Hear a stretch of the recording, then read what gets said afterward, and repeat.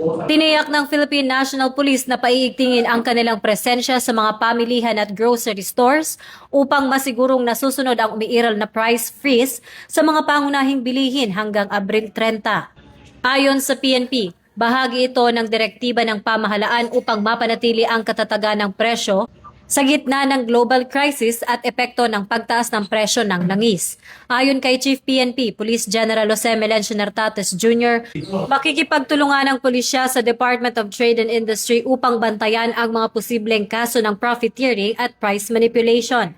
Babala ng PNP, mananagot sa batas ang sinumang lalabag sa ipinapatupad na price stability measures upang protektahan ang interes ng mga mamimili. Ako po si Patrol Woman Sari Bernales, nagbabalita para sa Police News Network. At ito ang bagong PNP para sa bagong Pilipinas, serbisyong mabilis, tapat at nararamdaman.